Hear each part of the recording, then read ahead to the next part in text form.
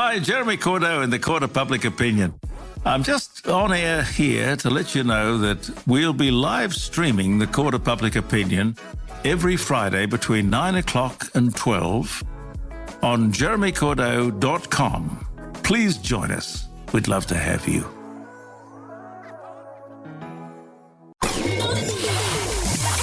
Wavelength. Mental illness doesn't have to be a life sentence. Alcohol addiction, abuse, misuse is the same all over the globe. Sparking the combos about Adelaide. So it made me feel very confident that if we did have it in the state, we were going to know about it. You should be having. There'll be guys that are trained, but they don't feel like they're good enough to take their shirt off. Almost everyone is a culprit of doom scrolling. Anyone who has a mobile phone. On Fresh 92.7. Welcome to Wavelength, sparking the convos about Adelaide you should be having. I'm Hamish, and tonight I'm joined by David. We are reunited once again. And it feels so good. How are you doing, man? Yeah, good.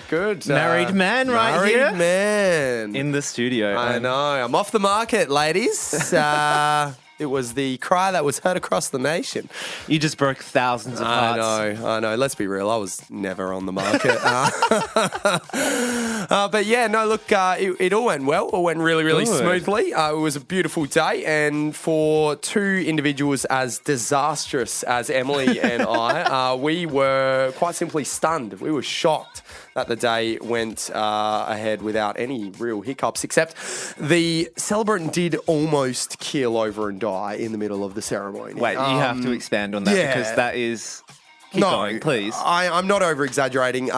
We didn't know that she was diabetic. And in the middle of the ceremony, she obviously started to get really low on blood sugar. No. And we didn't notice because me and Em, we were too, caught in each other's lustful eyes. Yeah. And it wasn't until after the ceremony, we're getting photos and hugs and kisses, and the celebrant comes up to us and she's really shaky on her legs. She's about to pass out, and she's saying, sorry, guys, I've got to head off now. I'm about to collapse. And, it was... But, I mean, we got her a couple of red frogs, and she was all good. She was right as rain. But, yeah. But apart from that, it was all good, though. All right as rain. I am, quite lost for words. Yeah. Wow. I mean, at least she's not dead. Yeah. Yet. That would have put a slight dampener on the just a little bit. Yeah, it would have brought down the mood a bit, so I'm glad you didn't do that. But anyway, tonight on Wavelength, we are chatting to the minds behind Car Next Door, a peer-to-peer car sharing platform about how they're committed to sustainability. With World AIDS Day coming up this week, we're also speaking to Dr. Lane about the pandemic that came before the current one we're living through. But next, speaking of, we are talking about the new COVID cases in SA. Yes, with our borders finally open, we've now politely invited the virus into the state. But are we really ready to welcome our new guest? You're listening to Wavelength. Wavelength. Welcome back to Wavelength, sparking the convos about Adelaide you should be having. We hope you're having a wonderful Monday. So, David, this week the floodgates opened and we let the dirty people from Sydney and Melbourne into our beautiful COVID-free city. Can you tell us what's happened here this week? Is our utopia here in South Australia under attack? The COVID-free city, yes.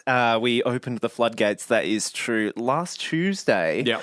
And pretty much immediately had cases just in the It didn't take long, state. did it? No, it did like less than 24 hours. I think they opened the gates at 9. By 12, there was a press conference. There was cases. Yeah. Pretty sure that's what happened. And I mean, that proves how well the border thing worked. I mean, it clearly did a good job. But at the same time, like, damn, COVID's back, baby. Yeah, She's back. She's ready to rumble with SA. Yeah.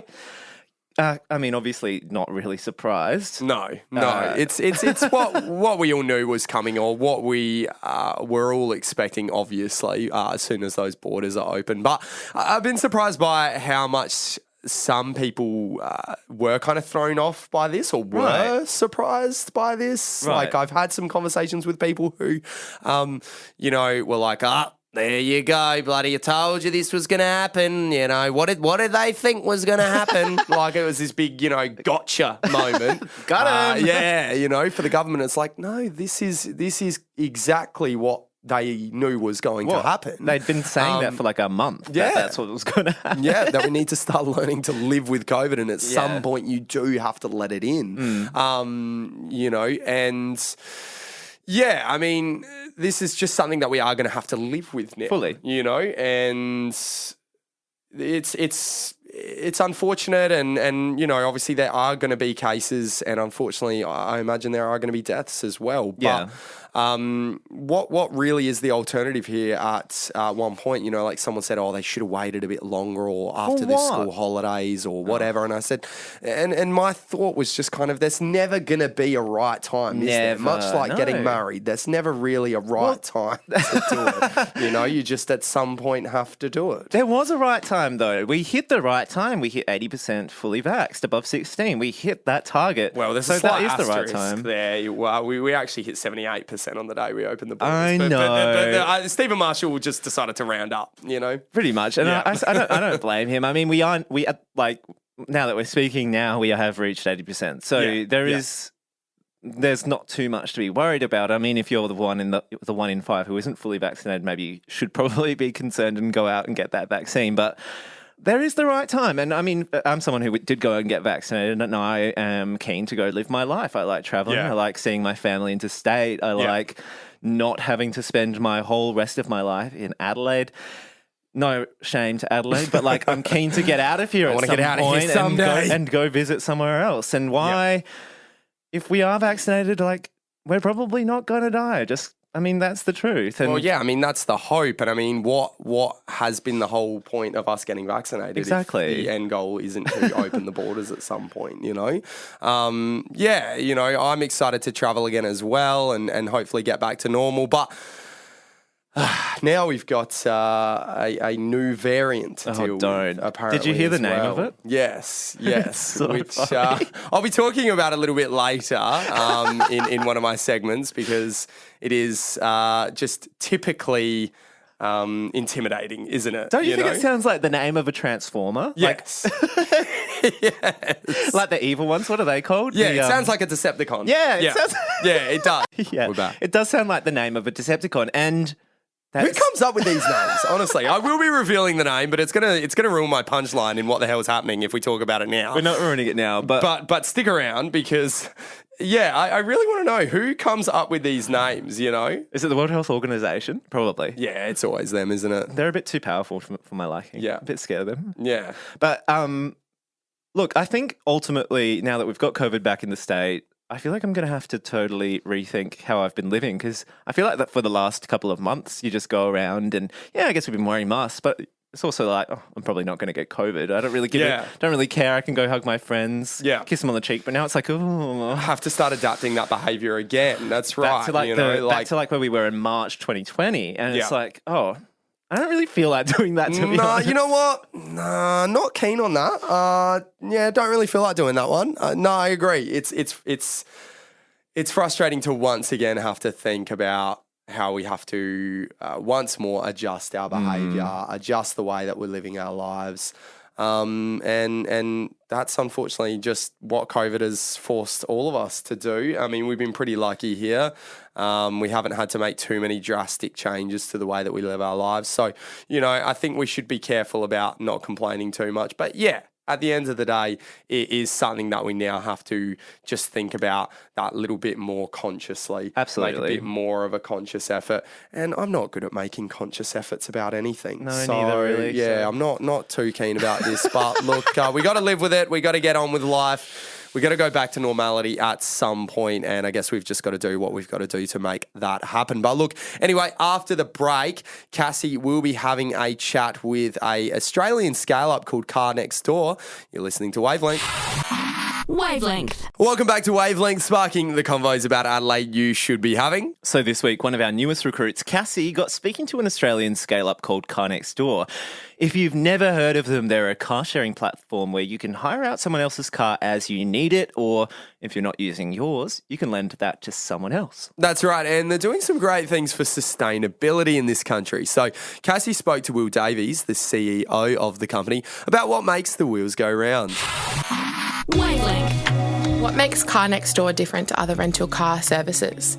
So what Car Next Door does is that there is thousands or even millions of cars sitting around on the street that people own that they hardly ever use. The average car only gets used for 4% of the time. So what Car Next Door does is it allows people to list those cars on our platform, and then if someone needs a car nearby, a neighbour needs a car, then they can book that car on our platform. We vet people really carefully, jump in, use it, drop it back, and we charge the borrower and then pay the owner. So essentially it lets people who've got cars that they're not using earn a great amount of income. There is actually no other company doing what we're doing in Australia. We're more like the Airbnb of car models, where it's people's cars and we're just a platform letting them rent their own cars out. We've also got quite a number of people on the platform who buy 2, 3, 5, 15 cars and create like a little mini car sharing business using the platform.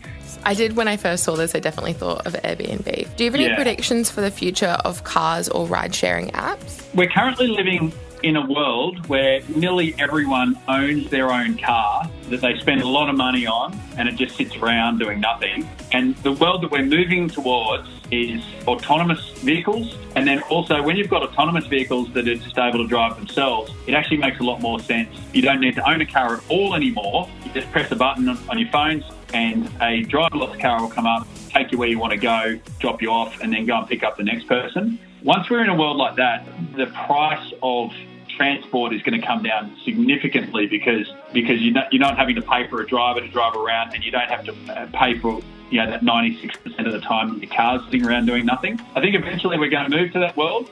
The two big things that need to happen for that to happen is, firstly, obviously autonomous vehicles need to be put in place, which is definitely going to happen. It's just a matter of when. And the second thing is people get used to sharing. And so apps like Car Next Door and other transport apps, Uber, definitely here to stay, and things are going to move more in that direction over the next 5 to 10 years. What are some environmental benefits of Car Next Door, and why was this a big factor when starting the company? Yes, we founded Car Next Door because we wanted to make a big impact on the environment, wanted to significantly reduce carbon emissions. I really wanted to focus my energies on reducing carbon emissions, and that was kind of the birth of Car Next Door. It does that in two ways. Firstly, half of a car's carbon emissions are in its manufacture. It's proven that if people car share instead of owning a car, for every one car that's shared, 10 cars are taken off the roads. We've got 5,000 cars on the platform now. We've contributed to stopping a whole bunch of cars ever needing to get produced in the first place. And the second thing is that people who car share just drive less because they make more logical decisions. So if you think about it, if you own a car and it's sitting out the front of your house, you've already paid $8,000 a year in standing costs to depreciate and rego and all that kind of stuff, and you want to go and get a loaf of bread from the shops, you just kind of jump in the car and do it because you've already paid all those costs. Whereas if you're a car sharer, you go, all right, do I really want to pay $7 to go and get that? Or do I just ride instead, or walk, or catch public transport? So people who car share drive 40% less as a result of that. So if you combine those two factors, it just makes for a much more efficient use of assets, and also just better choices being made, better, healthier choices as well. People walking around more, doing more active sort of transport rather than just plonking themselves in the car and not exercising. What does the future look like for Car Next Door? Look, we've grown heaps since we launched. We're now 9 years old. 20,000 trips a month happen on the platform. We've just launched in Adelaide in the last 4 or 5 months, and we think we're only really just scratching the surface. We'll be doing 200,000 trips over the next few years, and as this industry and the trends and forces that are in place keep developing, we think that it's more and more people are just going to make that choice to become a lot more efficient with the way they use cars. So we've got a lot ahead of us. One thing we have found is the early owners in new cities actually do really, really well because there's not too many other vehicles on the street, and there's actually plenty of demand. And so I just urge people to give it a shot. List a car, or start considering listing a few cars on the platform and setting up a little business. It's a great way to make a bit of extra income and to reduce waste, and to also play a bit of a part in reducing carbon emissions. Wavelength. That was Cassie chatting with the CEO of Car Next Door, Will Davies. Anyway, later in the show, we're hearing from one of Car Next Door's users about why they love the platform. But up next, I'll be letting you know what the hell happened this week. You're listening to Wavelength. Welcome back to Wavelength. So I've been away for a couple of weeks, had a whole lot going on, and abandoned me. Yes. Yeah. I know. Thanks. I know, and you're still recovering, but it's okay. We'll, still bitter. Yeah. I'll never leave you again. Okay. Oh. All right. I mean, I can't promise that, but I'll try. Thanks. I'll try not to. Thank you. But anyway, there's been a lot going on. So there's a lot to update you guys on. But look, if I was to update you on everything that's happened since I took a bit of a break, we'd probably be here for the next 15 minutes. So how about instead I just tell you what the hell has been happening this week? What the hell is going on this week? Wavelength on Fresh 92.7. South Australia's borders finally opened up again this week after hitting 80% double vaccination rates. Well, technically 78%, but close enough, right? And as predicted, we've recorded no COVID cases. But this is all part of the plan, as media coverage around these cases has been more relaxed this time around. In other words, keep calm and carry on. Everything's gonna be fine. Or is it? With news also breaking this week that COVID has once again mutated into another new, even more deadly super variant, which has already been dubbed the Omicron strain.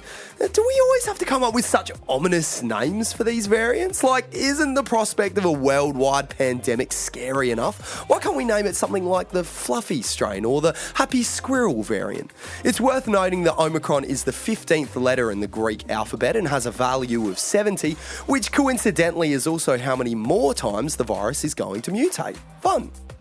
As the virus continued to spread across the country, so did the seeds of discontent among the Liberal Party after SA Senator Alex Antic declared he would hold the party to ransom, not voting for any government motions until greater protections are put in place for the unvaccinated. And yes, his last name is Antic.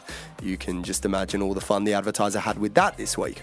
The PM defended his rebel senator when questioned, saying he encourages his members to be themselves, which he may want to think about reining in a little bit, especially when Liberal staffers being themselves often leads to, allegations of sexual assault. Meanwhile, private hospitals around the state made the call to ban the unvaccinated from visiting inpatients, as well as children under 12. And look, I get it. I've got two kids under 12 at home and they suck. In sports news, Tim Payne stepped down as captain of the Australian cricket team after his sexting scandal, and it's reported that Tex Walker has sent flowers to the Payne home for taking the attention off of him as he arrived back at training with the Crows this week. They're just two problematic sporting figures looking out for each other. And to some entertainment headlines, Weekend Sunrise host Matt Duran went viral this week after his now infamous interview with Adele when she stormed out after realising he hadn't listened to her album. The whole reason she was there. To be fair, Matt just didn't want to disclose what really happened. He did listen to the album, he just fell asleep after the first two songs. I mean, it was an Adele album after all. Have you listened to it? And that's what the hell has been happening this week. Wavelength. It's good to have you back. I've missed this. Omicron? You're kidding. Omicron? Yeah. So I did some little bit of research in the break there, and beyond it sounding like a terrifying Decepticon transformer. Like some galactic alien race.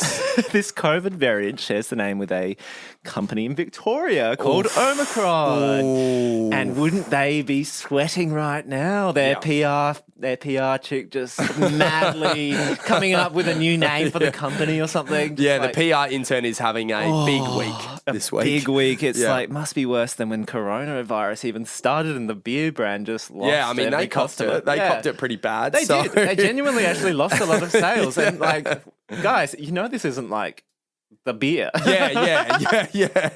The virus isn't in the beer, guys. I feel for the guys over at Omicron. They're really going to cop it. But yeah, I mean, as I said, as we were talking about earlier, like, do they really have to choose something that sounds so inherently threatening? It's terrifying.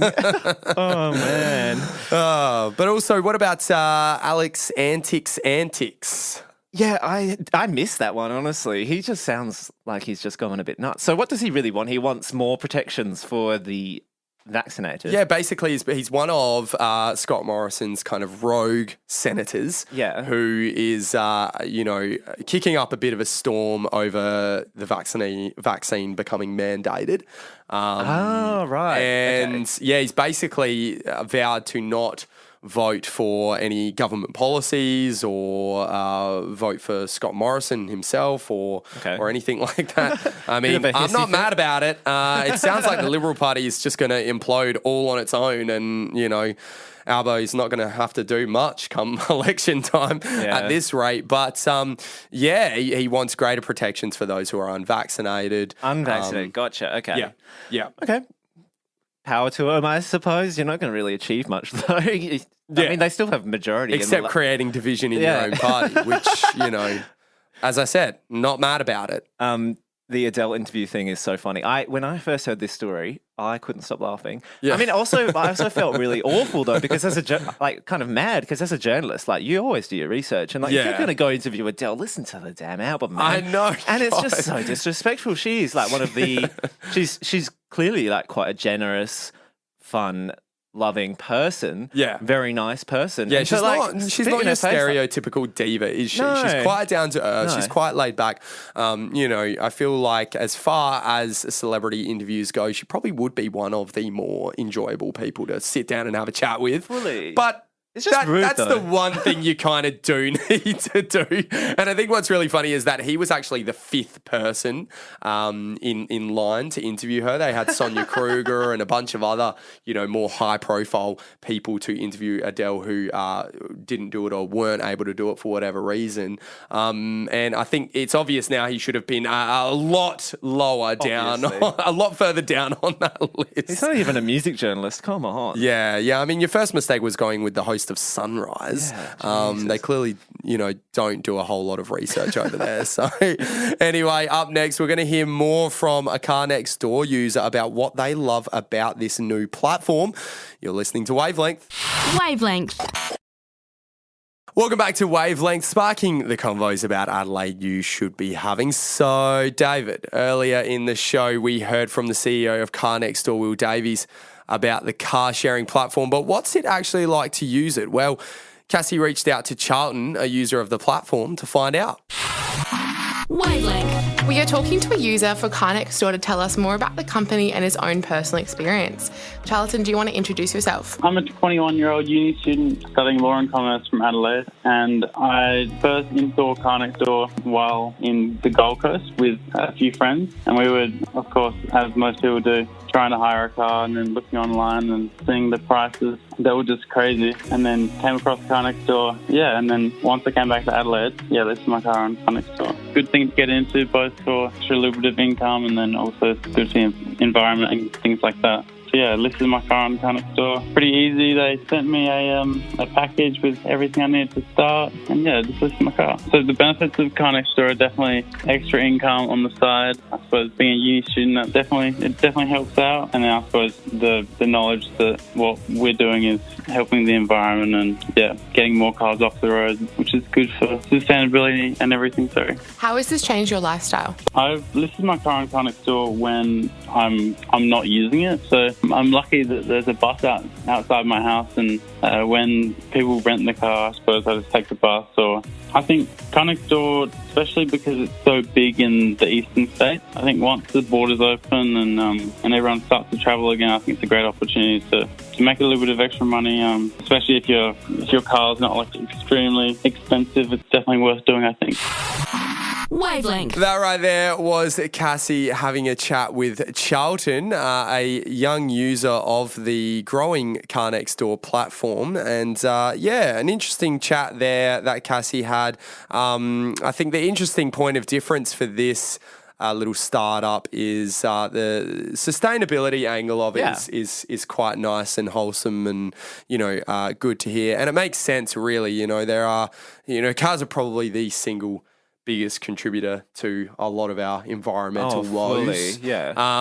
So any way that we can reduce the amount of cars on the road is pretty bloody good. And, you know, new cars being bought obviously every day. If this can stem the flow of that even just a little bit, well, that's a good thing. We probably shouldn't have a ratio of, 2 or 3 cars per person going on. It probably should be the other way around. I mean, if you're not using your car every day and somebody else just wants to use it occasionally, then that's fine, especially as we're all working from home a lot more, I think. And I think just generally, like, why not share it around? Yeah. Maybe we can share more things. I just love how there is this general kind of trend at the moment, obviously, towards these,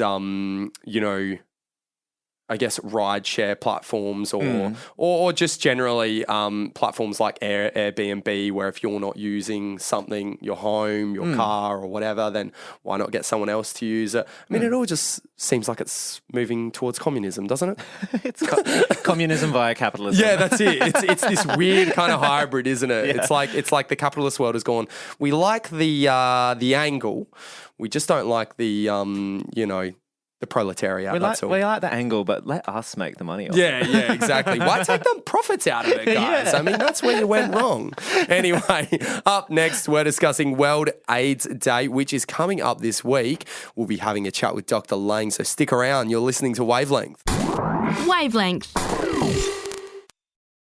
Welcome back to Wavelength, sparking the convos about Adelaide you should be having. So, David, you managed to wrangle our favourite doctor, Dr. Lane, back onto the show this week to have a bit of a chat about AIDS, the big pandemic we had before this one. Yeah, pretty much. Yeah, that's right. I did get Dr. Lane back, our favourite doctor. This week is World AIDS Day, so I wanted to have a chat with him to find out the latest research into the infection and sort of reflect on what an awful part of the world's history it was. Wavelength. Dr. Lane, welcome to Wavelength. It's a pleasure to have you back on the show. It's been so long. I know. It feels like, it has been years, actually. It's really good to be back. Bit pre-pandemic, hey. We've got you here to talk about World AIDS Day. And, every year it's a sort of a reminder, I suppose, of the sexually transmitted infection and I suppose what it can do to people. Let's start at the beginning, though, for those who are somehow unaware. Can you explain what is AIDS and how does it affect people? Yeah, so AIDS stands for the acquired immunodeficiency syndrome. And separate to that, you also have something called HIV, which is the human immunodeficiency virus. And a lot of people do get a little bit mixed up because they are two separate things. HIV and AIDS are not the same thing.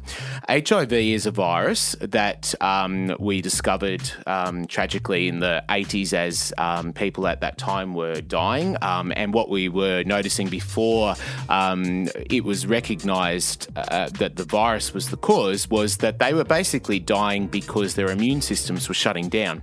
So what HIV does untreated is that it infects white blood cells, a particular type of white blood cell, and ultimately, if untreated, people's immunity goes so low that they develop severe immunocompromise, which is what we call AIDS. Thankfully, we start seeing a lot less of now. Certainly in Australia, it's very, very rare to see people with AIDS now because in the mid-90s, the treatment for HIV really leapt up. We now have very effective treatments for HIV and so the majority of people living with HIV are so well managed that really it's treated more like a chronic disease. I understand there are ways to, I suppose, prevent getting HIV these days. Absolutely. And, I'm so passionate about this topic and it's also something I just sometimes want to beat my head against the wall because people don't know enough about it. And that's not the public's fault. I think that's something as a health profession we need to be doing more education. We have lots of different things. So we have a program called, or option called PrEP, which stands for the pre-exposure prophylaxis. So that has really revolutionised the way that we can avoid the transmission of HIV for people who are at a higher risk. We even have if for somebody who is unfortunate to be exposed to HIV and catches it very early, like within the first 72-hour window of that exposure, we can put them on some medication and called PEP, which is post-exposure prophylaxis. So we have all these options available, but I think this is why World AIDS Day is such an important initiative. I think there's two things it stands for. One is to remember the millions of people who died and have died of AIDS and HIV over the years. It was a tragic, tragic part of our history and continues to be. And the second part of that is that I think that it's really about understanding that while we don't hear a lot about HIV and AIDS as we once did, certainly in Australia, it is still very prevalent in particularly parts of the world. And if we look at parts of Africa where the rate of HIV infection, the prevalence is as high as 5%. Wow. People over there at the moment are dying, not only from AIDS, but they haven't even got access to enough of the COVID vaccine. So we're in the midst of a pandemic, and these are the people who are probably at highest risk of getting infected and dying from it, but they don't have access to it. So we do need to raise awareness. It's not just about understanding what's happened and what treatment's available, but it's understanding on a global scale that there's a lot more work to be done. Absolutely, so important. And thank you so much for coming back on the show, Dr. Lane. It's a pleasure to have you back. Thank you. Yeah, great topic. Thank you. Wavelength. Thanks so much for that chat there, David. Some very interesting insight there from Dr. Lane, and thanks so much for him coming on the show this week. Always a pleasure. Anyway, now we're getting right back into the music again. You're listening to Wavelength. Wavelength. And that brings us to the end of the show tonight. Thanks so much for listening. Make sure you subscribe to the Wavelength podcast on Apple Podcasts, Spotify, or anywhere else you get your podcasts. You can listen back to our old episodes right now, and you'll be the first to know when tonight's episode goes up. That's right. Now, David, can you let us know a bit about next week's show, our last one for the year? I know, our last show for 2021. Yeah, I sure can. I am chatting with Green Senator Tammy Franks about a new bill she's introduced that might see weed legalised recreationally in SA. I feel like that's very on brand for us. Thank you so much for joining us this week. It's been a pleasure. You're listening to Fresh. Wavelength. Hi, Jeremy Cordeaux in the Court of Public Opinion. I'm just on air here to let you know that we'll be live streaming the Court of Public Opinion every Friday between 9 o'clock and 12 on jeremycordeaux.com. Please join us. We'd love to have you.